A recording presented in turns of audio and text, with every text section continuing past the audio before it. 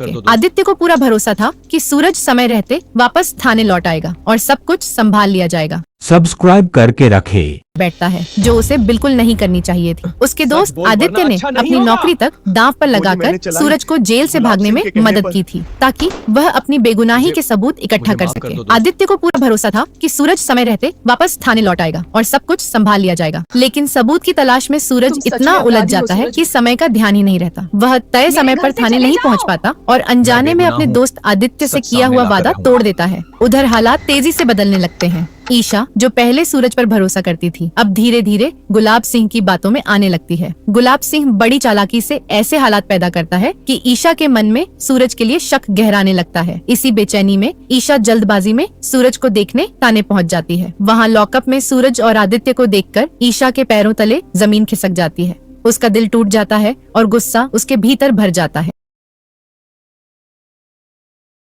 उसी पल उसे लगने लगता है कि उसके पिता ने सूरज के बारे में जो भी कहा था वह सब सच था। उसकी आंखों में अब सूरज एक अपराधी की तरह दिखने लगता है। इधर आदित्य के मन में डर घर कर जाता है। वह समझ जाता है कि अब सच छिपा नहीं है और गुलाब सिंह को सूरज के फरार होने की खबर मिल चुकी है। हालात को संभालने के लिए आदित्य खुद ही सूरज को ढूंढने और गिरफ्तार करने निकल पड़ता है। दूसरी तरफ सूरज थाने वापस जाने की बजाय सबूत ढूंढने में लगा रहता है। उसे लगता है कि अगर वह पक्के सबूत ले आएगा तो देर से लौटने का कोई फर्क नहीं पड़ेगा, लेकिन उसका यही फैसला उल्टा पड़ने लगता है। हम जैसा चाहते हैं वैसा सीरियलों में बिल्कुल नहीं होता है। तभी उसकी नजर एक ऐसे आदमी पर पड़ती है जिसके हाथ में गुलाब सिंह की अंगूठी और घड़ी होती है। सूरज का शक यकीन में बदल जाता है। वह उस गुंडे को पकड़कर सच्चाई उगलवाता है। डर और दबाव में वह आदमी कबूल कर लेता है कि कावेरी पर गोली उसी ने चलाई थी और इसके बदले उसे गुलाब सिंह से पैसे मिले थे। यह सच सुनते ही सूरज के भीतर गुस्से का तूफान उमड़ पड़ता है। उसे बड़ा झटका लगता है कि जिस इंसान पर परिवार भरोसा करता है वही इस साजिश के पीछे है।